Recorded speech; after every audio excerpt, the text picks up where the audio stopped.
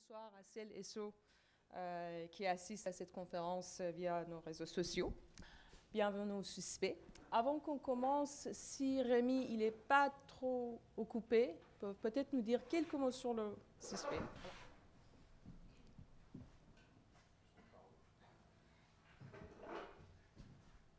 Merci Bahar. Bonsoir à tous, bienvenue au 6B. Je suis Rémi Jacot, je suis l'administrateur du 6B depuis maintenant 4 ans. Un rapide mot sur le lieu dans lequel nous sommes. On est très content de pouvoir vous accueillir chez nous. Le 6B, c'est un lieu qui existe depuis 12 ans, qui est un espace de production, de création artistique sur le territoire. Et quand je dis ça, je veux dire par là que notre première activité, c'est d'accueillir des métiers de la culture et de la création sur les 6 étages qui sont au-dessus de nos têtes. C'est 7000 m², 180 structures qui sont résidentes et ça représente 300 emplois qui viennent ici créer, produire, diffuser, interagir avec le territoire. Voilà, les résidents du 6B ont un espace privatif, ils viennent travailler, ils ont également accès à des espaces mutualisés, salles de danse, fabrique bois-métal, studio de répétition de musique et d'autres, voilà, labo photo, cinéma, qui sont mis à leur disposition, également aux acteurs associatifs, habitants du territoire. Et c'est important parce que c'est un rayonnement, un ancrage territorial qu'on travaille vraiment fortement depuis de nombreuses années, depuis 4-5 ans, pour faire du 6B un lieu qui est ancré sur Saint-Denis, sur l'île Saint-Denis, qui dialogue avec les habitants. Vous avez pu profiter des espaces extérieurs. Ici viennent les enfants, les familles des voisins, du quartier voisin, pardon. Et ça, pour nous, c'est une très grande fierté, parce que le lien, ce lien-là, il met des années et des années à se tisser, à se travailler. Donc quand on voit ce qui se réalise aujourd'hui sur un espace comme ça, c'est très important, c'est précieux, ça n'a pas de prix. Voilà, au-delà de ça, on a une activité de production, de diffusion artistique. Dans cette salle, ici, on fait des concerts, on fait des événements, on fait des festivals. On a également une salle d'exposition au-dessus de nos têtes. On programme 8 expositions d'art contemporain collectives par an, qui sont des expositions, pas uniquement de nos résidents, mais de collectifs de toute la France. Dans les activités, pour aller très très rapidement, mais c'était important pour moi et pour Bahar qu'on puisse dire un petit mot sur ce lieu. Et puis, je ne veux pas du tout prendre trop de place. On a également toute une activité d'action culturelle, de lien avec le territoire, à travers beaucoup d'espaces, de pratiques artistiques, notamment avec les scolaires, les publics scolaires, mais on travaille également avec les publics en situation de handicap et tous les publics qu'on appelle éloignés ou empêchés, en tout cas que nous on essaye de rapprocher de la pratique artistique. Voilà. C'est avec un grand bonheur qu'on peut organiser cette conférence. Il faut bien comprendre que le 6B, c'est un lieu collectif où l'énergie vient des résidents. Et je vais du coup refaire le lien avec Bahar, avec le comité art plastique. On a plusieurs comités comme ça par discipline au 6B qui aident l'équipe et le conseil d'administration dans la programmation. Et ce comité art plastique et Bahar nous propose de pouvoir organiser une conférence. Donc on est très heureux de vous accueillir. Merci beaucoup d'avoir répondu à l'invitation. Et donc je rends la parole du coup à Bahar et merci également Bahar d'avoir mis sur pied ce bon moment. Je vous souhaite une très belle conférence. Merci. Bon, vous avez compris, je suis Bahar, artiste et chercheuse et résidente au 6B. J'animerai cette soirée, mais aux caméras, on a Arsène, Valentin et Antonin qui nous aident pour la soirée et Sydney qui est là pour Instagram. Donc je vous présente le déroulement de la soirée. Tout d'abord, je commencerai par une courte présentation de Thomas Serechhorn, que vous connaissiez déjà bien, sans doute. Ensuite, Thomas prendra la parole pour 45 minutes. À la fin, une vingtaine de minutes seraient consacrées aux questions-réponses. Donc, Thomas Serechhorn est né en 1957 à Berne, en Suisse, après des études à la Kunstgewerbeschule, si je prononce bien, de Zurich. Il s'est installé à Paris en 1983, où il vit et travaille depuis. Son travail a été présenté dans de nombreuses expositions internationales, comme le Biennale de Venise en 1999, en 2015, 27e Biennale de Sao Paulo en 2006, Documenta 11 en 2012, la Triennale au Palais de Tokyo en 2012, deuxième Biennale de Shanghai en 2012, Manifesta 10 à Saint-Pétersbourg en 2014, et la liste continue. Il a eu plusieurs expositions individuelles dans des grandes institutions comme Art Institute of Chicago en 1988, 18, Institute of Contemporary Art à Boston en 2005, South London Gallery en 2015, et là encore, la liste continue. Il a également reçu plusieurs prix comme le prix Marcel Duchamp en 2000, Joseph Beuys en 2004 et le prix Merit Oppenheim en 2018, etc., etc., etc.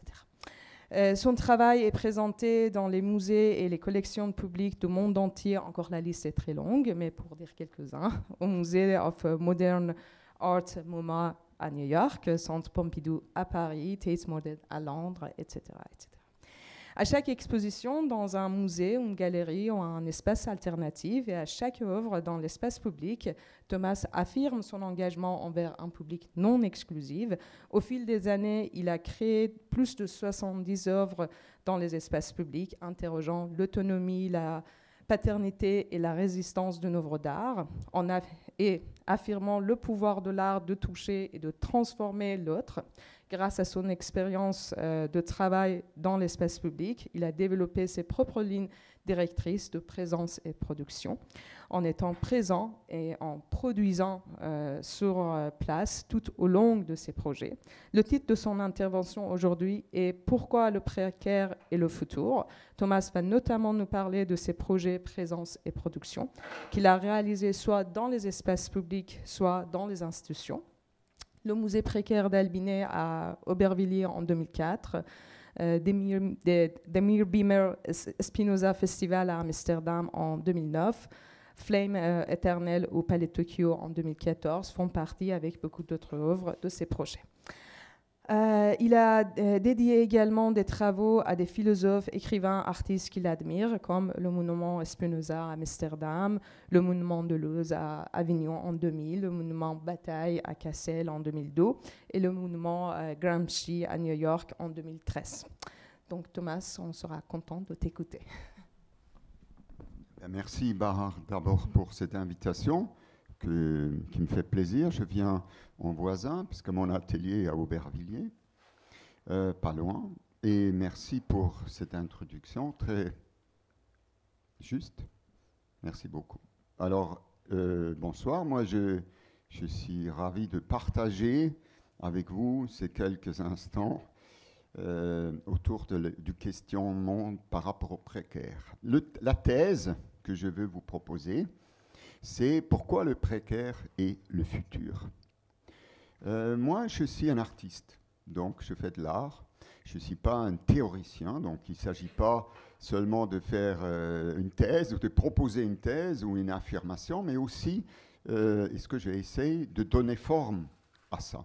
C'est pour ça que ce soir, je vais vous proposer 3 travaux en tant que sculpture précaire. On peut l'appeler la sculpture précaire. C'est d'abord le Gramsci Monument en 2013 que j'ai fait sur invitation de la Dia Art Foundation à Forest Houses dans le Bronx. Ensuite, Flamme éternelle en 2014 au Palais de Tokyo, qui est, comme Bahar a dit, qui était aussi présence et production projet, mais dans une institution. Et finalement, mon dernier grand projet dans l'espace public en 2019, dédié à Robert Walser, de Robert Walser Sculpture à Biel-Bienne en Suisse. Pour ceux-là qui ne savent pas, Biel-Bienne, c'est là où on a construit, où on fait les Rolex, les Omega, les Swatch. C'est une petite ville de à peu près 60 000 habitants. Je suis un artiste et quelque part, qu'est-ce qui me pousse à faire de l'art, c'est de voir les choses différentes. Et c'est pour ça que grâce à l'art, grâce à l'outil art, je peux quand même entrer en relation avec le monde. Donc c'est autour de ce terme précaire que je vois différemment, que j'aimerais partager avec vous, que j'ai trouvé la plus belle définition du précaire dans ce livre magnifique, George Agamben, Le feu et le récit.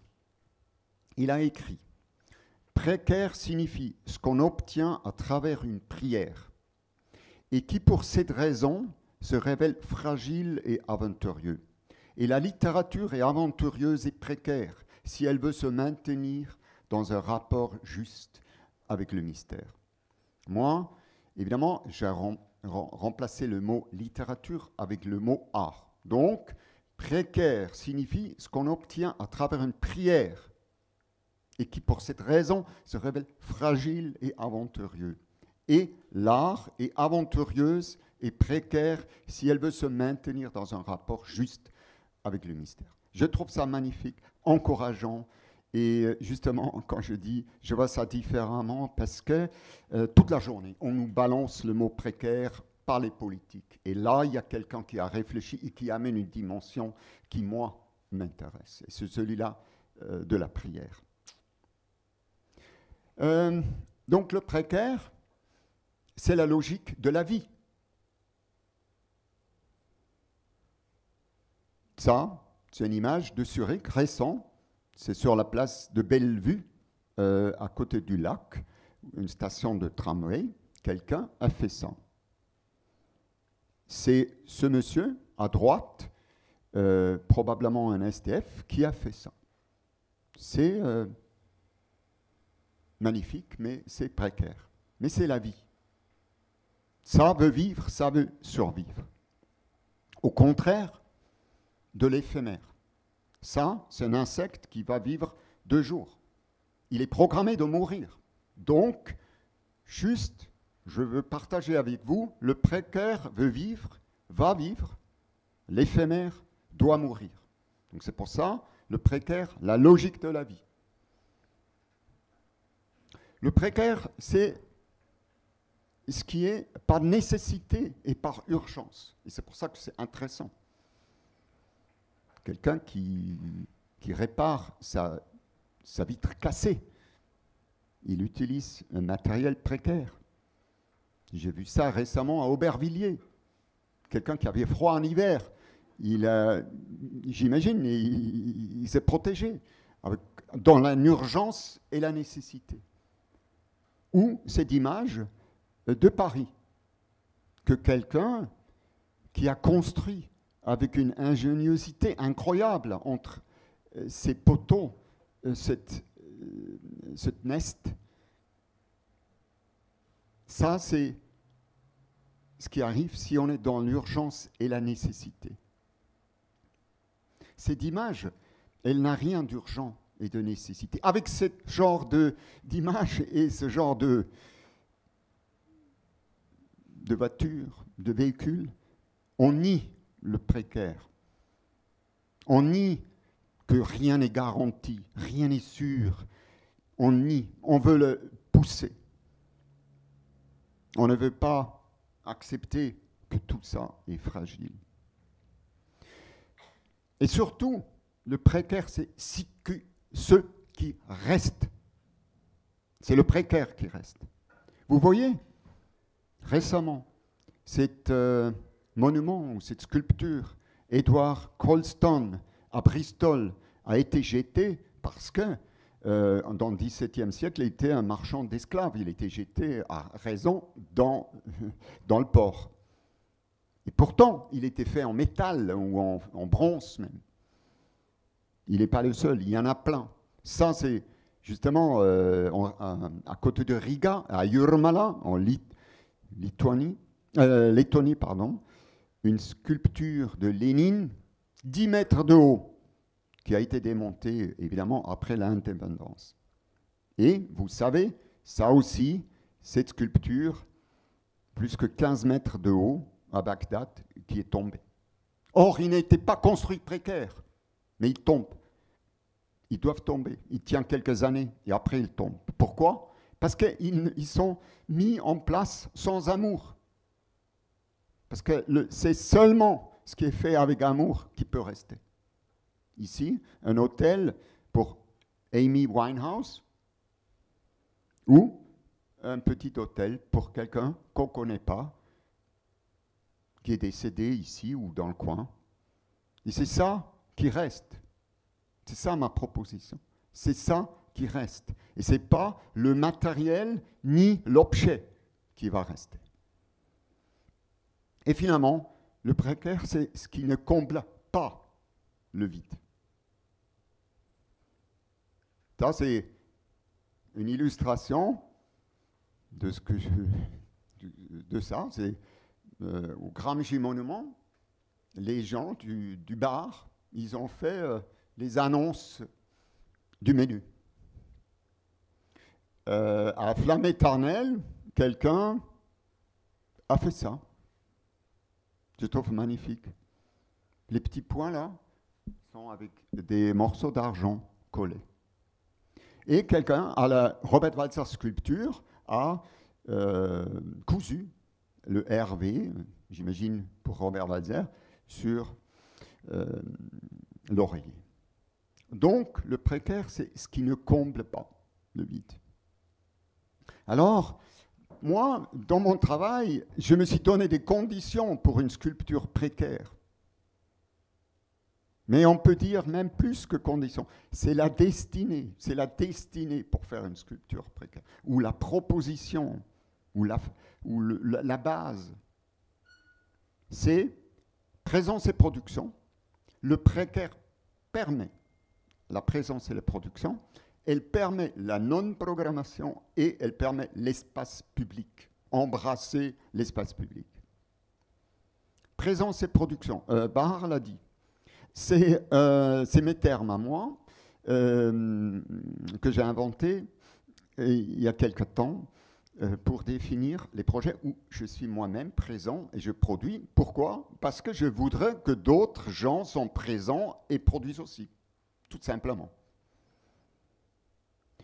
Ici, par exemple, le Gramsci Monument. Donc j'étais là tout le temps, pendant le montage, pendant la construction, évidemment, pendant la construction de la bibliothèque, après, pendant le temps pour installer et aussi faire vivre l'Internet Café, le radio, la station radio, le bar, le Gramsci Bar, qui était d'ailleurs tenu par des habitants qui ont participé.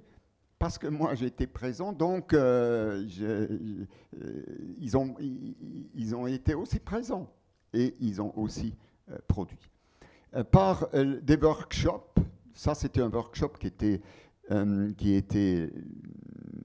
dirigé par une jeune artiste, Alex Brown, que j'ai rencontré pendant la construction du Gramsci Monument et qui a fait tous les jours un workshop avec les enfants. Les gens du quartier, ils ont participé, ils étaient présents et ils ont participé. Et moi-même, parce que j'étais déjà présent, j'ai fait toutes les semaines un workshop qui s'appelait Energy S Qualité. Donc la présence et la production, parce que c'est un monument précaire qui va durer, ici ça a duré 77 jours, ça permet d'être tout le temps là et de produire quelque chose. Alors, le précaire aussi, elle permet des rencontres fragiles, aventurieuses. Je voudrais vous parler d'une rencontre très importante. Quand j'étais au Gramsci Monument, je savais seulement que je voulais faire avec... là-bas, on appelle ça le New York City Housing Authority. C'est comme des HLM. Dans toute le New York, c'est-à-dire Staten Island, Manhattan, Bronx, Queens et Brooklyn, il y a la liste, vous voyez à droite, il y a tous les HLM.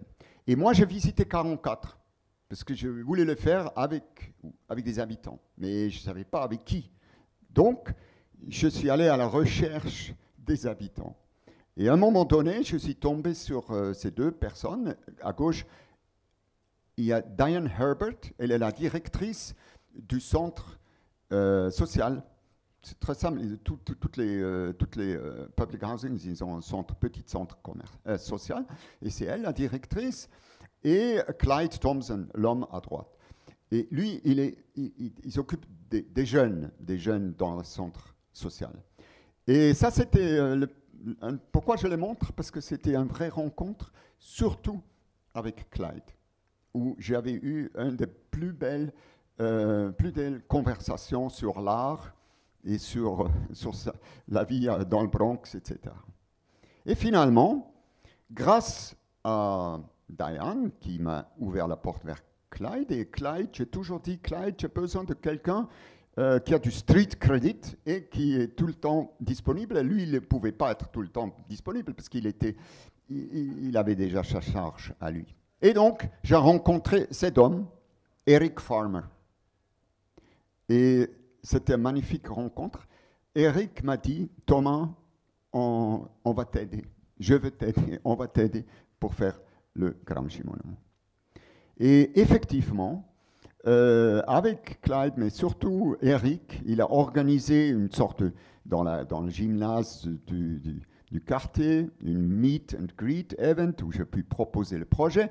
Eric, il a constitué le team, qui était toutes les gens qui étaient du quartier, qui ont aidé à la construction, et il était tout le temps présent, sur place, tout le temps, pour guider, pour m'aider. Après, quand ça a ouvert, il était tout le temps là, avec sa famille, ses amis, et il a participé. Il a lui-même pris des initiatives, comme ici Central Park 5, des gens qui ont parlé de leur lutte, et il a lui-même organisé des événements qui n'étaient pas directement liés à Gramsci, comme un back to school event. Et jusqu'au bout, avec la tombola qu'on avait organisée, Eric c'était une magnifique rencontre avec quelqu'un qui m'a aidé. Sans lui, je n'aurais pas pu le faire.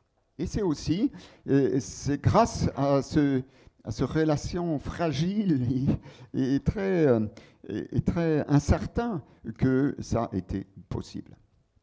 Alors, au Gramsci Monument, il y a eu des moments de grâce. J'appelle ça des moments de grâce. Il y en avait plusieurs, mais je vais vous montrer un. Ça, c'est Miss Faye à gauche et à droite, Mrs. Jenkins.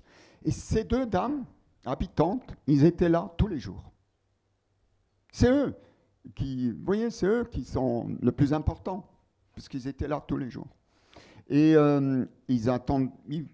ils visitaient, ils étaient dans les workshops, et notamment, c'est pour ça que je vous parle de moments de grâce. Ça, c'est mon ami Markus Steinweg, philosophe de Berlin, qui était là tous les jours, qui a tous les jours fait une lecture philosophique. Et un jour, il a fait une lecture qui s'appelait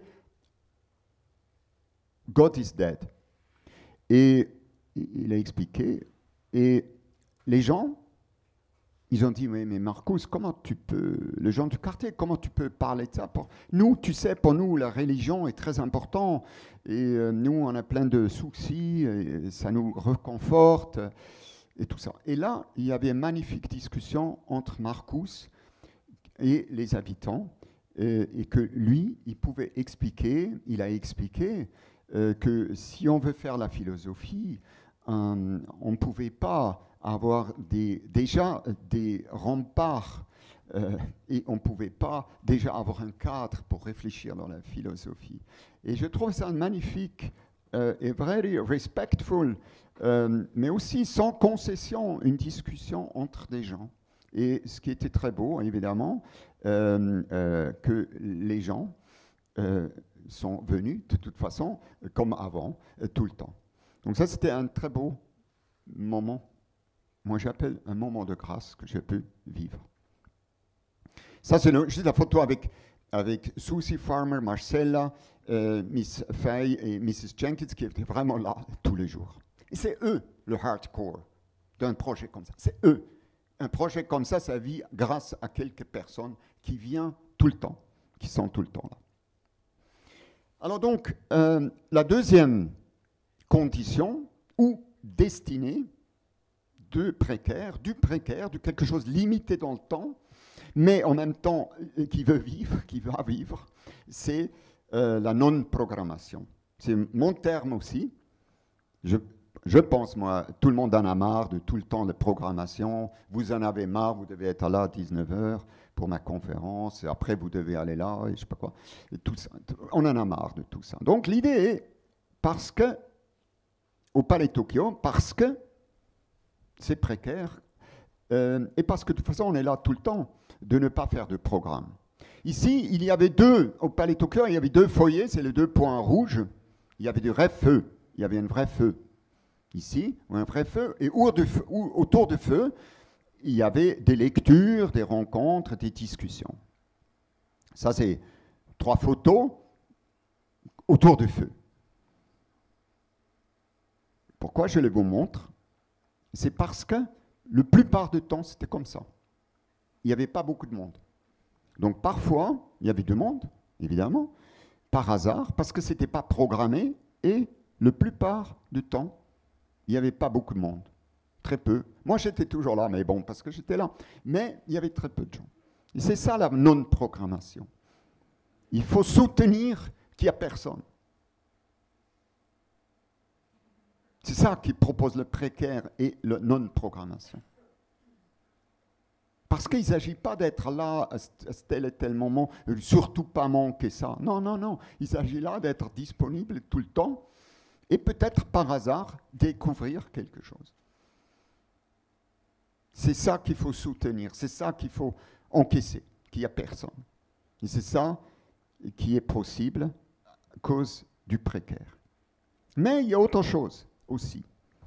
Parce qu'il n'y a pas les programmations là. Donc il y a la non-programmation, et ce n'est pas la première fois, j'ai constaté que les gens dorment. Ils sont là, et ils dorment. Ils se mettent dans le canapé, et ils dorment. Mais figurez-vous, moi je trouve ça très beau. Chaque fois, je trouve ça magnifique, parce que d'abord, ça veut dire quoi? Ça veut dire les gens dans leur temps. J'imagine, ils pensent que c'est paisible, parce que sinon on ne dort pas là. Et aussi, c'est une manière de quand même être présent, sans limiter le temps des gens. Et c'est pour ça que, vous voyez, le précaire, il propose ça, et il permet ça. Et le précaire aussi permet un événement. Je ne dis pas que c'est planifié, mais il permet qu'un événement peut prendre place. Ici, on pose des questions autour de la flamme. Venez et parlez, on vous répondra. Et ça, c'est le philosophe, d'ailleurs tout à droite, là, vous voyez, il est mort dernièrement, Jean-Luc Nancy, et qui était là, et qui d'ailleurs, lui, qui a dit, je veux qu'on mette ça sur le panneau en carton. Et donc, évidemment, un événement, c'était un événement. C'était un événement. Un événement était aussi devenu un événement. Le fait que je voulais absolument une cafétéria, comme vous avez là, évidemment. Mais je voulais aussi que c'était la moins chère possible, absolument. Et que c'était important, il ne s'agissait pas de consommer, il s'agissait juste d'avoir une place pour parler, pour discuter. Et évidemment, on pouvait boire quelques trucs. Mais surtout, c'était important que ce n'était pas cher. Et c'était ça que j'ai obtenu.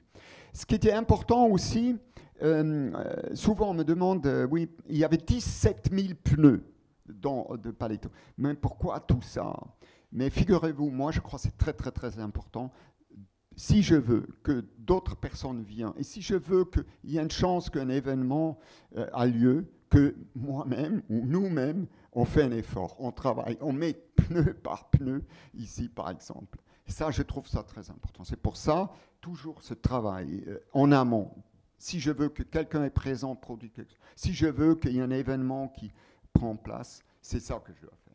Et si je veux que les choses s'accumulent, ce que je veux, se densifient, se chargent, comme ici, et si je veux qu'un événement prend place, je dois mettre à disposition du matériel et des outils. C'est ce qu'on a fait. Et c'est pour ça qu'il y avait des gens qui ont pris les outils et qui ont travaillé, qui ont fait des choses, on peut dire, du sens, qui a du sens, mais qui a aussi de non-sens, évidemment. Puisque le problème, c'est que s'il n'y a que de sens, où est la place de non-sens? Et c'est ça, encore une fois, qui propose le précaire, la place pour le non-sens. Et au Palais Tokyo, il y avait aussi des moments de grâce, très peu, mais il y avait des moments de grâce. C'est celui-là. Vous voyez, il y avait un espace vidéothèque. Et d'ailleurs, ce qui était important aussi, de la part de l'institution, où je luttais pour, que c'était gratuit. Que c'était gratuit, hein. C'est important parce que moi, je veux que les gens viennent tous les jours. Donc, c'était normal. J'ai obtenu ça.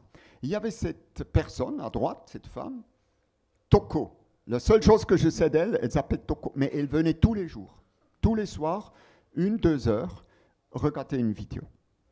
Et je trouve ça magnifique. J'essaye de rentrer en contact, mais elle ne voulait pas trop. Et j'acceptais bien ça. Et je trouvais par contre assez magnifique qu'elle venait tous les jours pour regarder un film. Vous voyez, ça, c'est des choses à la fois mystérieuses, mais gracieuses, qui permet la non-programmation, qui permet la présence et production. Donc, le troisième exemple, ça, c'est le précaire de l'espace public, ou l'espace public, c'est-à-dire la destinée espace public. L'espace public, qui est tellement menacé aujourd'hui, évidemment, l'espace public. Et ça, c'est vraiment une mission. Moi, et Bahar l'a dit, j'ai fait effectivement 72 maintenant projets dans l'espace public. Parfois, personne ne les a vus tout au début. Et après, pas tous aussi grands que le Robert Walser Sculpture. Et par contre, tous précaires. Tous. Et je suis fier de ça. Donc, tous limités dans le temps. Mais j'aime l'espace public et il permet des choses que je trouve, moi, aventurieux et fragiles. Donc à Biel, je choisis, moi, pour faire la Robert Walser Sculpture, dont je suis fan, qui est d'ailleurs né à Biel, où il a travaillé. Je choisis, je luttais pour, évidemment, la place de la gare. Il y a 30 000 Biennois et Biennoises qui tous les jours prennent le train pour aller travailler ailleurs. Et j'ai choisi la place qui est en fait une place où il y a les parkings. Et donc ça, c'était l'idée. Devant, pendant 2 mois et demi, installer la Robert Walser Sculpture dans cet espace public. Pour moi, la place de la gare, c'est un peu l'espace public percé. Souvent, pas seulement en Suisse, devant les gares, il y a des gens qui restent, qui m'intéressent. Donc, il y a aussi la problématique de l'espace public. Par exemple, ici, c'était qu'on est tous sur le même niveau et qu'il a fallu laisser la place pour aller quand même, que les gens pouvaient aller à la gare. Il y avait les conflits avec les taxis qui pensaient que peut-être il y aura moins de clients à cause de cette construction. Donc l'espace public, c'est toujours un conflit. Et surtout aussi avec les gens qui sont déjà dans l'espace public, qui fréquentent l'espace public. C'est quelques personnes qui sont tout le temps là. Et c'est là où aussi, moi, je trouve c'est intéressant. Parce que pour une raison ou une autre, ces gens sont dans l'espace public. Et le peuple l'anime et lui donne sa grâce. Donc, c'était normal et nécessaire et évident de ne jamais exclure, même s'il y avait des problèmes, quelqu'un qui de toute façon est sur la place de la gare. C'était le grand challenge de ce travail. Et en même temps, c'est quand même eux, de nouveau, qui étaient là tout le temps, tous les jours, le jour et la nuit. Parce que c'était leur place. L'espace public aussi propose des gens en Suisse, notamment, des gens que d'autres appellent des originaux. Cet homme, son nom est Parcival, c'est un artiste, lui, il s'appelle un guerrier pour le climat. Et depuis 40 ans, lui, il s'habille toujours en vert. Et il est avec un vélo, il n'a pas d'électricité chez lui, je suis allé chez lui, il n'a pas d'électricité et il vit une vie alternative, résolue, radicale. Et je suis fier et content que j'ai pu l'intégrer, parce que c'est un personnage de l'espace public, tout le monde le connaît, et il a accepté de faire part de la Robert Walser Sculpture et d'être là tous les jours. Il a eu une place où il a travaillé, et d'ailleurs son spécificité est qu'il parle espéranto, c'est une langue universelle qu'il parle très bien et qui, lui, a essayé d'enseigner aux gens qui fréquentaient la Robert Walser Sculpture. Ça, c'est des personnages importants qui font partie de l'espace public, et parce qu'on travaille dans l'espace public, c'est super important, je trouve, de les impliquer. Et alors, donc, le précaire, l'espace public, mais aussi le précaire permet une relation. Une relation. Et là, je vais vous montrer un exemple d'une relation qui m'a marqué. Et c'est la relation avec Malik. Malik, c'est cet homme qui m'embrasse. D'ailleurs, ça, c'est la photo du premier jour. Il m'embrasse tellement fort, parce qu'il a tellement de puissance, que moi, je sais, ça va être dur. Et en effet, c'était dur.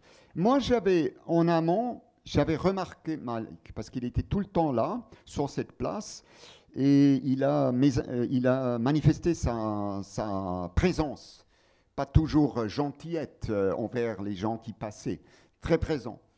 Et j'ai compris que c'était un personnage très important, à la fois respecté et aussi craint. Et d'ailleurs, je parle de lui avec son autorisation. Et parce qu'il est addict à plusieurs drogues comme ça. Donc voilà. Et je savais que ça va être difficile. Mais c'était sa place aussi. C'est pas seulement sa place, mais aussi le mien, mais aussi le sien. Donc c'est pour ça que c'était évident, et c'est ça qui est précaire et fragile. Et là, j'ai prié, vous comprenez? J'ai prié que lui, il reste. Et que jamais, jamais lui, il part parce que ça ne lui plaît pas. Mais c'était très, très difficile. Malik, il avait l'habitude d'avoir toujours un tigre avec lui. Moi, je trouve, vous voyez, c'est tellement touchant et en même temps incroyablement juste. Il porte le tigre comme ça, comme un poids supplémentaire sur son épaule. Il se baladait toujours avec son tigre. Mais le problème avec Malik, c'était tellement attiré par le microphone on avait plusieurs microphones, parce qu'il y avait des gens que j'ai invités, des spécialistes de Robert Walser, qui venaient tous les jours, une dame qui parlait de la ville de Bienne, il y avait plein de gens qui venaient parler. Mais Malik, il interrompait tout le temps, il est venu, et c'était difficile, c'était très très très difficile de l'éloigner de ce microphone, parce qu'il a bien compris que c'est autour de microphone que la bagarre ou la voix se prend, et c'est important. Et donc c'est pour ça qu'on a plusieurs fois, on a vraiment eu des grandes bagarres, violents un vers l'autre, mais autour du microphone. Qui a le microphone, n'est-ce pas? Il y avait quelques intervenants géniaux qui ont tout à fait compris ça. Des écrivains, des philosophes qui ont compris ça et qui n'étaient pas dérangés par quelqu'un qui interrompt tout le temps et qui se manifeste. Mais il y avait d'autres qui étaient gênés, et donc moi j'étais là pour essayer de gérer tout ça. Et là j'avais vraiment dû prier. Finalement, j'avais trouvé une sorte d'astuce, qui est ce qu'elle est. J'ai proposé à Malik tous les jours 1 heure. Ça s'appelait le micro de Malik, la parole de Malik. Et donc lui, tous les jours, il avait 1 heure de micro l'après-midi. Et lui, il m'invitait tout le temps, moi. Et on avait les plus dingues, incertains et discussions que j'ai jamais eues avec quelqu'un. C'était une rencontre importante, et pourquoi je le dis, qui seulement l'espace public permet. Et là aussi, un moment de grâce qui est lié d'ailleurs à Malik, c'est qu'à un moment donné, il y avait une spécialiste Robert Walser qui est venue lire un livre de Robert Walser, du livre, un texte de son livre Der Spaziergang, la promenade. Et là, Robert Walser a écrit par rapport à un homme qui s'appelle Tom Sack. Et il dit, il n'éprouvait aucune sympathie. Et en retour, personne n'en avait pour lui, pour ses façons d'agir et de vivre. Le passé, le présent et l'avenir étaient pour lui un désert sans rien de consistant. Et la vie paraissait trop restreinte, trop étriquée pour lui. Il n'existait pour lui aucune sorte de signification. Mais à l'inverse, il ne signifiait rien pour personne. Ses yeux avaient une lueur de chagrin et à la fois souterrain et superterrestre, et une indescriptible douleur s'exprimait dans chacun de ses mouvements lasses et flasques. Il n'était pas mort, mais pas non plus vivant, pas vieux, mais pas jeune non plus, etc. Et moi, j'ai dit, mais c'est Malik, en lisant ça. Et ça, c'était pour moi un moment de grâce, parce que je ne savais pas que Robert Walser a décrit une sorte de personnage qui pouvait être Malik. Donc, là aussi, cette rencontre était possible parce que le précaire le permet. Et je vais finir avec le mot grâce. Je l'ai utilisé, moment de grâce, plusieurs fois. J'utilisais ça dans mon travail, mais c'est que assez récemment, depuis 4 ans maintenant, que j'ai lu ce livre, Simone Weil, La pesanteur et la grâce. Et je suis heureux d'avoir découvert cette philosophe qui est juste géniale, parce qu'elle est radicale, elle est singulière. J'aime sa folie, j'aime son anorexie, j'aime son jusqu'au boutisme, j'aime son engagement. Et dans ce livre, elle écrit par rapport à la grâce comble, mais elle ne peut entrer que là où il y a un vide pour la recevoir. Et c'est elle qui fait ce vide. Je trouve qu'elle a une manière de parler des choses presque logique, très très logique, et évidemment mystérieuse, et en même temps d'une singularité que je suis heureux d'avoir rencontrée dans l'écriture. Et elle m'encourage. La lecture de Simone Weil m'encourage, notamment aussi pour cette question de confrontation au précaire, à l'aventure et à la fragilité qui nous détermine.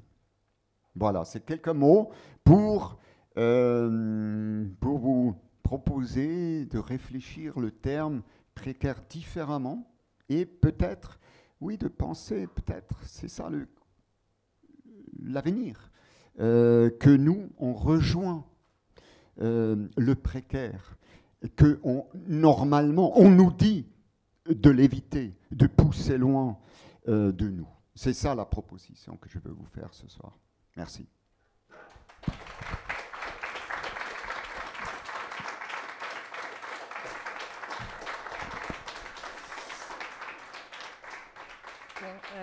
Merci beaucoup Thomas pour cette intervention, on va dire, riche et passionnante. Je rappelle aux personnes au public qui veulent poser des questions qu'on continue à enregistrer. Donc, sur un petit rappel. Mais avant qu'on tourne vers le public, j'aimerais bien vous poser une question. Je l'ai même écrit parce que j'avais du mal à... En fait, j'ai des milliers de questions, mais bon, peut-être un peu compliqué, mais je l'ai écrit... En fait, c'est vraiment sur la portée politique de votre travail. Parce que vous apprenez l'art comme quelque chose d'actif. Et moi, j'ai trouvé un peu la politique partout dans votre travail. Je peux dire, par exemple, dans le choix des matériaux. Vous ne parlez pas des matériaux pauvres, mais vous parlez des matériaux de tous les jours. Et vous parlez de... Même le mot précaire, en fait, que vous posez... En fait, vous ne disiez pas éphémère, c'est précaire. Vous parlez de l'énergie, pas de qualité. Et dans la manière que vous impliquez le public, vous l'avez montré tout à l'heure, dans la manière que vous occupez l'espace public, que vous l'avez montré tout à l'heure. Et pour moi, cette portée politique qui se trouve entre l'expérience et le partage, En fait, je ne sais pas, est-ce qu'on peut le voir comme ça? C'est un peu ça ma question. En fait, je ne parle pas de l'action politique, mais de l'essence de mots politiques, en fait. Il y a quelque chose de politique dans votre proposition. Oui, bien sûr. Mais ce qui m'a aidé, et c'était la clé, c'est Jean-Luc Godard qui a dit il ne s'agit pas de faire des films politiques, mais il s'agit de faire des films politiquement. Ça paraît juste un mot, comme ça, un jeu de mots presque, mais non. Et moi, encore une fois, je me suis dit, voilà, c'est ça. Il ne s'agit pas de faire de l'art politique. C'est un flosque, c'est une sorte de mot des journalistes qui ne réfléchissent pas, qui ne pensent pas, qui sont feignants. L'art politique, l'art engagé. Non. Faire de l'art politiquement. Et comme tu as dit, très juste, oui, le matériau est important. La lumière est important. Quand j'ai dit tout à l'heure, moi, je vais d'abord travailler, donner d'abord quelque chose. Ça, c'est politique. Ça, c'est travailler politiquement. Si moi, j'ai dit, je veux essayer de ne pas exclure personne et j'accepte les interférences qui arrivent. C'est ça, et j'insiste avec ça. Ça, c'est travailler politiquement, évidemment, tout ça. Et c'est ça qui a, à mon avis, pensé Jean-Luc Godard, qu'il a dit, travail des films politiquement, les couleurs. Et si je pense à ces films, les couleurs, les dialogues, comment sont les actrices et les acteurs, tout ça, ça c'est travailler politiquement. Et ça m'intéresse, moi, dans mon travail. Oui, comment j'ai fait la densité des choses, les matériels, je l'ai dit, mais aussi, après, par exemple, quand il s'agit parce que tout ça, évidemment, c'est une lutte. Par exemple, l'espace public, on ne nous donne pas comme ça. Il faut se battre. Et évidemment, ça, c'est travailler politiquement, n'est-ce pas? Et, par exemple, la Bilbienne, les gens voulaient bien, mais avec le moitié de projet, juste la moitié de l'espace. Donc moi, j'ai dit non, je ne le fais pas. Et d'ailleurs, le projet, il a été repoussé d'1 an, parce que j'ai dit non, je veux tout faire. Ça, c'est politique de dire, non, moi, j'ai besoin de toute la place. Parce que Robert Walser, c'était ça. Mon argument, il mérite que pendant 2 mois et demi, qu'il est tout sur place, et pas seulement un matin. Donc voilà, c'est comme ça que je vois travailler politiquement. Oui. Et aussi dans la définition que vous donnez à la production et au monument, parce que en fait, c'est pas le monument comme on entend. La production, c'est pas la production qu'on entend dans le marché d'art. C'est notre production que vous proposez, en fait. Production active dans l'espace public. Ça aussi, c'est politique. Oui, le monument, moi, j'ai appelé mes travaux, j'en ai fait 4 monuments. Je les appelle monuments parce que je trouve la dimension de monument très intéressante dans l'espace public. Et moi, je propose juste ma manière de monument. C'est pour ça que je l'appelle aussi monument. Je ne cherche pas un autre mot. Le mien aussi, le Gramsci monument, est un monument, mais il est différent. Et donc, c'est pour ça que je trouve important les mots, les termes. Par exemple, jamais j'utilise les termes des autres. Moi, j'essaye comme artiste, vous, quelques artistes peut-être, moi je trouve il faut utiliser nos propres mots. Il ne faut pas utiliser les mots des critiques d'art, des curateurs. Moi, je trouve qu'il faut nous qui doivent donner nos définitions de ce qu'on fait. Ça, c'est aussi travailler politiquement. Comme présence et production, ou non-programmation, ou énergie, oui, qualité. Voilà, je trouve, oui, c'est ça les outils. Bon, à présent, pour celles et ceux qui veulent poser des questions. Bonsoir. Alors, j'ai 2 questions, moi. Bon, on s'en fout. Je vous demande, pourquoi le précaire? En fait, pour moi, le précaire, c'est pas le futur, mais le précaire, c'est plutôt une résistance au futur. Vous nous montrez cette Jeep, ouais, il y a des merdes comme ça partout. Il va falloir se battre de plus en plus parce que l'espace public se restreint. Il y a des merdes qui construisent partout.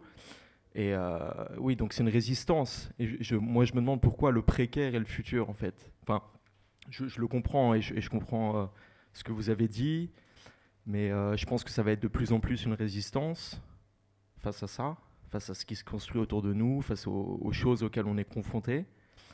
Et la deuxième chose, c'est j'ai vu dans les toilettes ici, sur les robinets, il y a des fleurs de lys en fait sur les trucs des robinets. Je ne sais pas si vous avez la chance de voir. J'aimerais savoir si vous pouviez nous dire quelque chose à propos de ça, ou qui est un symbole complètement, un symbole royaliste, quoi. C'est Je ne suis pas encore allé aux toilettes, donc je ne sais pas. Et évidemment, je trouve c'est bien d'utiliser un autre mot comme résistance, mais ça sert à la vôtre. Et je trouve très bien, il ne faut pas prendre le mien. Moi, je propose ça parce que moi, je réfléchis sur ça et toute la journée, on me bassine le précaire. Moi, ce qui m'intéresse, parce que, par exemple, résistance, je suis plutôt positif sur le mot. C'est plutôt un mot positif. Mais si j'entends précaire, a priori, c'est plutôt toujours négatif. Et moi, j'aimerais le retourner en quelque chose, pas forcément de positif, mais quelque chose de dynamique, quelque chose d'intéressant, quelque chose de mystérieux, quelque chose peut-être qui est inventif, qui est créatif, qui amène quelque chose de différent. C'est pour ça que j'ai proposé précaire. Hein. Mais je suis d'accord avec résistance. Et je trouve même bien ce que vous dites. Oui, la précaire, c'est une résistance. Très, très bien. Je suis tout à fait d'accord. Après, pour les fleurs de lys, ça vraiment, ça, je ne sais pas, je ne sais pas quoi répondre. Hein.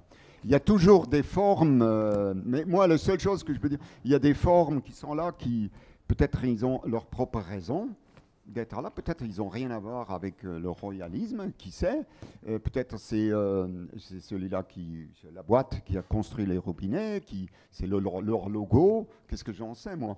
Et donc il ne faut pas non plus en général tout de suite les juger, peut-être on peut même faire quelque chose avec, qui sait, changer toutes les fleurs de lys avec, je sais pas quoi, pissenlit, je sais pas quoi, je sais rien.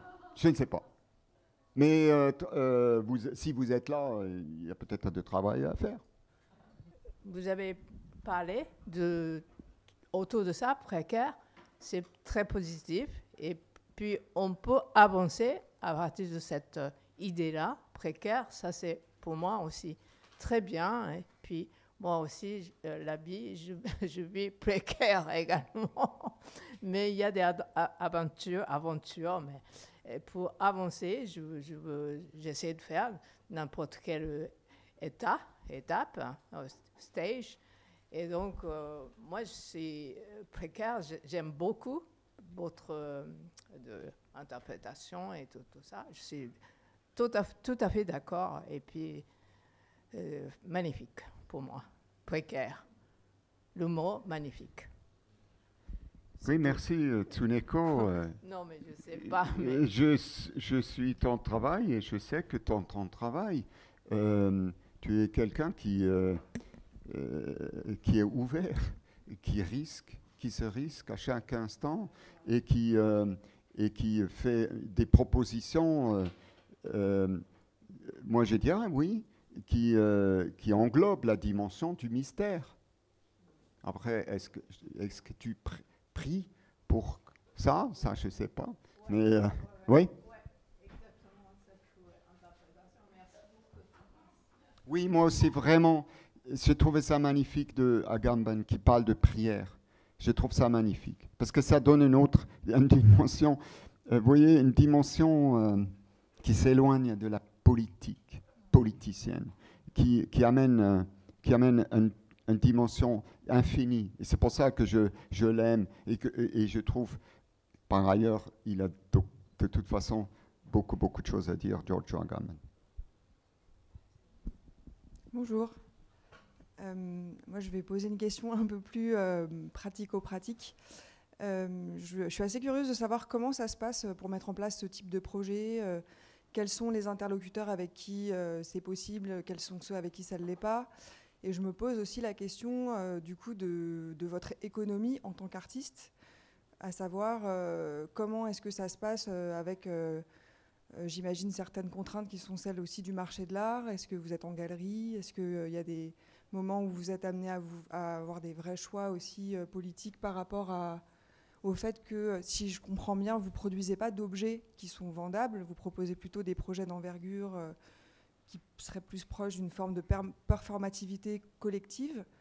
Voilà, je me demande un peu comment ça s'articule avec les institutions et le système du marché de l'art avec lequel vous devez dealer. Oui, bien sûr, moi je travaille avec des galeries, plusieurs. Donc moi je produis des collages. Je produis des collages qu'on peut acheter. Je produis des petits collages, des grands collages. Non, je suis complètement... je travaille avec le marché. Ce que j'essaye de ne pas... Ça, c'est un mot aussi. Mais c'est seulement un mot, mais en même temps, c'est ça. J'essaie pas de travailler pour le marché, avec le marché. Je ne travaille pas contre, je trouve, ça mène à rien de travailler contre, parce que ça fait partie de la réalité, le marché de l'art. J'accepte ma position dans le marché de l'art. J'accepte que mon travail n'est pas vendu, d'autres sont vendus, même si je trouve que c'est moins bien. N'est-ce pas? Non, mais j'accepte, mais je ne travaille pas pour, je travaille avec. Je travaille avec les conditions du marché. J'ai toujours voulu, même quand j'ai commencé, à Paris d'ailleurs, comme Bahar Ali en 83, j'étais toujours avec d'autres artistes qui parfois, quelques-uns d'eux, qui disent non, galerie, jamais. Mais moi, je n'ai jamais trouvé ça, même si je n'avais pas de proposition. J'ai toujours trouvé, il faut se confronter à cette question de marché. Il faut, je pense. Je ne vais pas dire avec ça j'ai la solution, mais j'ai dit, il n'y a pas d'autres moyens pour moi. Et c'est intéressant, en plus, c'est intéressant, c'est un défi. Donc moi, oui, je travaille à des galeries, j'ai des expositions dans les galeries, là, prochainement, en octobre à New York, dans une galerie, je ne sais pas quoi. Là, il y a 1 an et demi, chez Chantal Crousel à Paris, etc. Mais j'ai aussi fait quelque chose. J'ai décidé, quand je commençais de travailler, j'ai dit, moi, je veux travailler dans les institutions, si jamais on m'invite. J'ai décidé ça, avant d'avoir des invitations. Je veux travailler dans les centres d'art alternatifs, je veux travailler avec des galeries et je veux travailler dans l'espace public. Ça, c'est important. Dès le début, j'ai dit ça. Ça, c'est important. Je n'ai pas dit, maintenant, j'ai un peu connu, maintenant, j'accepte des commandes dans l'espace public. Non, j'ai dit tout le débat. C'est pour ça que j'ai fait 72 projets dans l'espace public. J'ai fait ça. C'était ça mon idée. Essayer de travailler dans l'espace public, dans les institutions et aussi dans les lieux alternatifs. C'est ça l'idée. Ensuite, si vous me dites, oui, évidemment, par exemple, c'est pour le Gramsci Monument que j'ai montré. Moi, j'ai montré que 3 travaux. C'était un organisme puissant, avec une histoire hyper riche. Je suis très heureux qu'eux, ils m'ont invité pour faire le Gramsci Monument dans l'espace public. Ça, c'est leur spécificité. D'inviter des artistes qui font un travail dans l'espace public. Vous voyez, il y a des gens qui s'intéressent à ça. Par exemple, la Dia Art Foundation. Ensuite, par exemple, le travail Palais Tokyo, c'est une invitation d'un curateur, Palais Tokyo, du directeur à l'époque, qui m'a invité pour faire un projet, pour développer un projet. Ensuite, pareil, là j'ai dit, j'essaye, c'est ça mon ligne de conduite. J'essaie de travailler avec l'institution. Et c'est difficile, hein? C'est toujours un combat, mais pas pour ni contre, n'est-ce pas? Par exemple, j'ai obtenu aussi que c'est gratuit. Le Flamme éternelle, c'est gratuit. C'était un combat, parce que, voilà, normalement, il faut payer, là. Oui, c'est comme ça, c'est comme ça. Et pareil pour Bill Bien, l'exemple. C'était, en fait, Bill Bien, c'est tous les 5-6 ans, ils font une exposition dans leur ville. Il y a depuis 1953. tous les 4-5 ans, il y a une explosion dans la ville, dans l'espace public, seulement dans l'espace public. Et cette année-là, c'est la curatrice, Kathleen Buller, qui m'a invité de le faire. Donc, il y avait un budget, mais j'ai dû encore, par rapport à l'argent, on a dû ensemble trouver plus de moyens, beaucoup plus de moyens, ce qu'on a fait, je me suis impliqué, tout ça, voilà, c'est beaucoup de travail, beaucoup d'implication, et beaucoup... voilà, c'est comme ça, je travaille. Après, évidemment, maintenant, c'est un peu plus... Je ne dirais pas que c'est plus facile, parce que... mais c'est, disons... c'est un peu plus... consistant peut-être, et peut-être on m'écoute un peu plus, encore je doute, mais qu'on m'invite, et c'est comme ça que je fonctionne, c'est comme ça, et voilà. Très simplement, comme les artistes, je suis heureux qu'on m'invite pour une expo, là on m'invite, le bar m'a invité pour une lecture. Bon voilà, si je peux le faire, c'est super, parce que je dis, ouais, je peux parler de mon projet à moi, partager ce qui est important pour moi, voilà.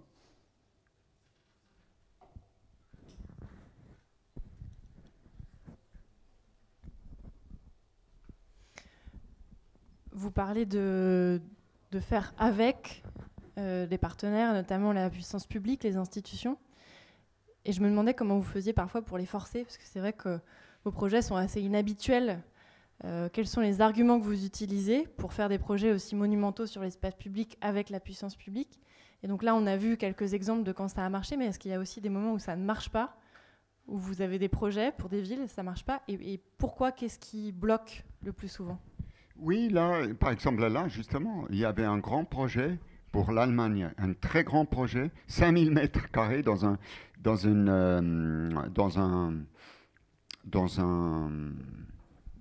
à Duisbourg, c'est pour une triennale.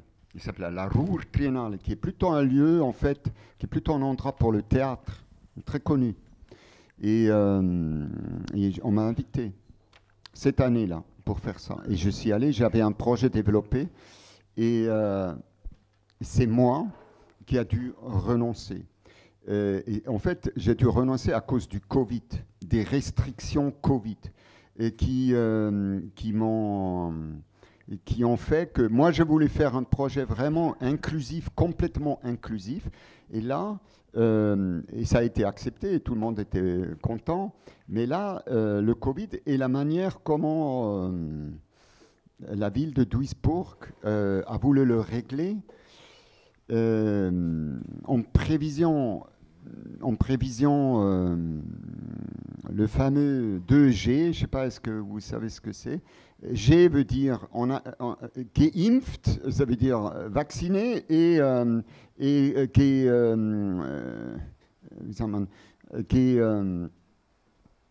genesen, ça veut dire de nouveau en bonne santé. Et ils ne voulaient pas accepter le test négatif. Ils ne voulaient pas.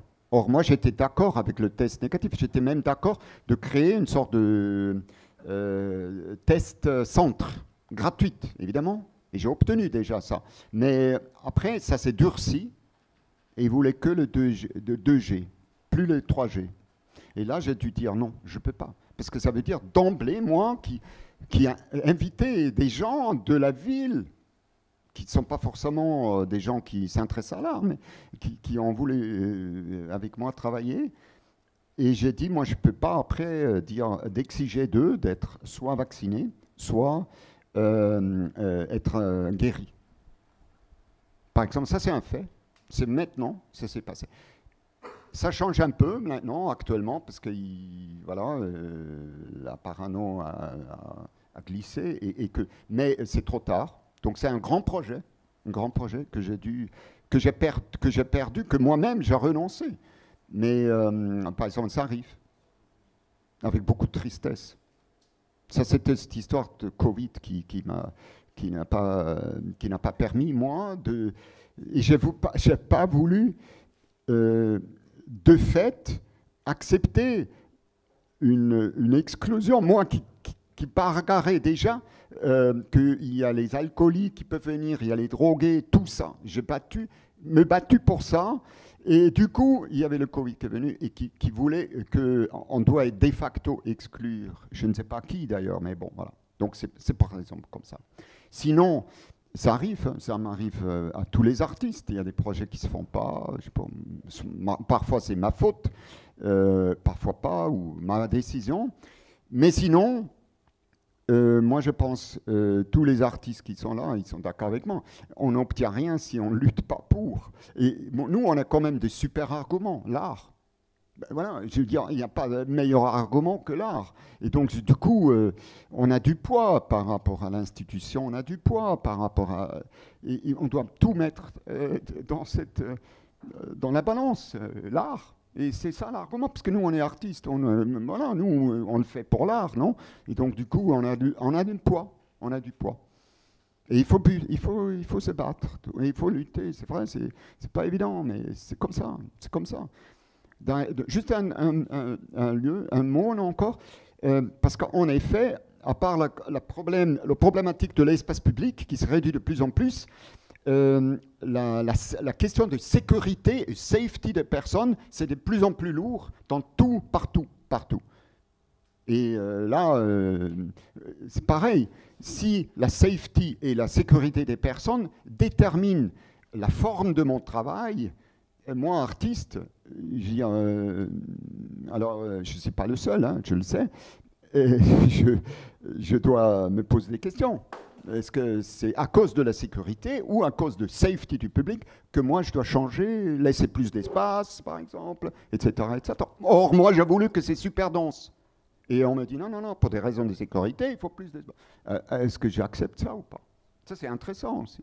Mais ça ne se passe pas sans se battre, évidemment. Oui, justement, j'ai une question vis-à-vis de l'espace public et de ce que vous disiez sur l'idée que l'espace public se réduit et devient une zone aussi de danger suite à cette pandémie. Et si vous considérez, on pourrait pas penser d'un espace public tangible, sans parler d'un espace public réel, versus un autre espace public qui est grandissant, qui est l'espace virtuel. Et si vous considérez l'espace virtuel comme un espace public, alors quelle forme prendrait cette sculpture précaire pour l'Internet? Oui, je travaille dessus. Métaverse, je travaille dessus. Mais non, c'est vrai, ça m'intéresse. Je travaille dessus. Mais j'ai pris une décision préliminaire. Je sais pas, peut-être c'est mauvaise. C'est peut-être la mauvaise décision. Mais j'ai pris une décision. Moi, je veux travailler dans la réalité et pas dans le virtuel.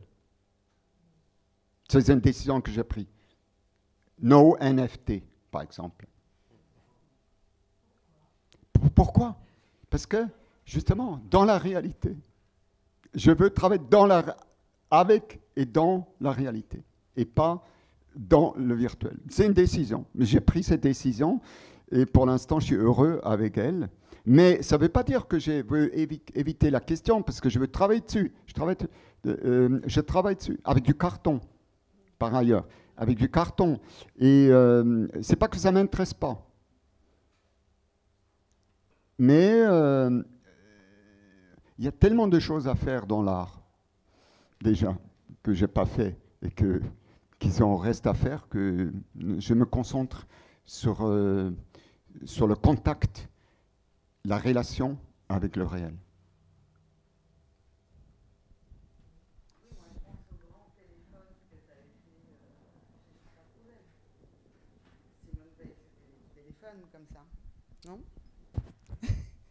Oui, c'était des écrans, des écrans, effectivement, la communication imaginaire avec Simone Weil.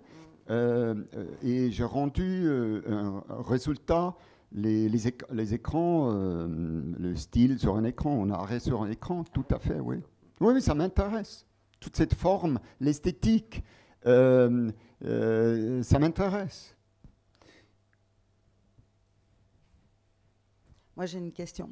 Un peu personnel, mais moi je connais ton travail, je te connais depuis très longtemps et j'admire beaucoup ce que tu fais par rapport aux précaires. Et à ta position d'artiste, tu es quand même un artiste international. Tu es un artiste international qui marche très bien. Que fais-tu de ton argent ? Je ne sais pas ce que ça veut dire, marche très bien. Ça, c'est les gens qui le disent. Moi, je suis heureux de pouvoir travailler. Je suis heureux d'être invité pour faire des expositions.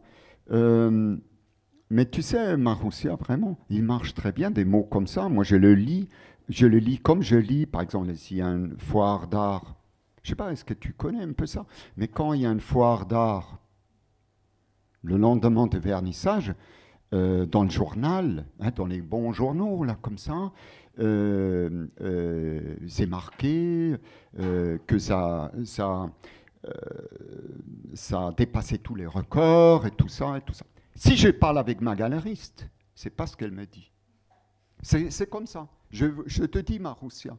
Et si tu me parles à moi et si tu dis ça marche bien, moi je suis heureux que c'est positif, mais tu ne parles pas avec mon comptable. Peut-être lui, il te dira un peu d'autre chose, mais c'est pas ça le. Moi, je vis bien. Je vis dans mon travail. J'ai investi tout dans mon travail, mais je me plains pas du tout. Je vis de mon travail, ce que j'ai toujours voulu, vivre de mon travail. Mais je ne sais pas ce que ça veut dire, ça marche très bien, tu marches très bien. Ça, c'est une sorte de mythe que je suis heureux, je suis toujours heureux. Les gens pensent ça de moi, c'est super, c'est positif. Ils pensent au moins positif. Mais moi, j'ai des soucis comme des autres, comme moi, je dirais peut-être dans notre domaine, mais je sais pas, je n'ai pas l'impression que je dois ni me justifier, ni m'excuser pour ça. Je travaille. On prend peut-être la dernière question, s'il y en a.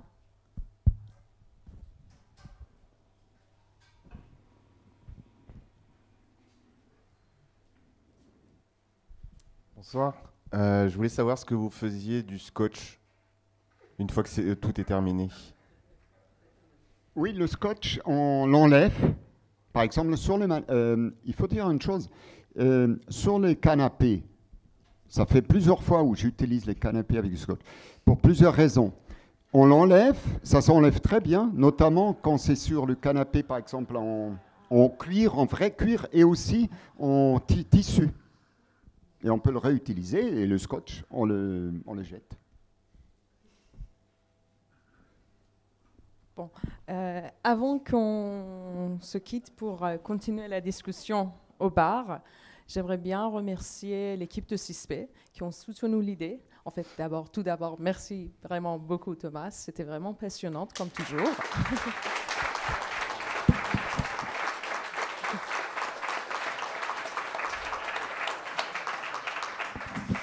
Et j'aimerais bien vraiment remercier l'équipe de CISP qui ont soutenu l'idée, qui nous ont aidés dans toutes les étapes, notamment Rémi, Pascaline, elle est absente, sans lui, on ne pouvait pas aménager la salle.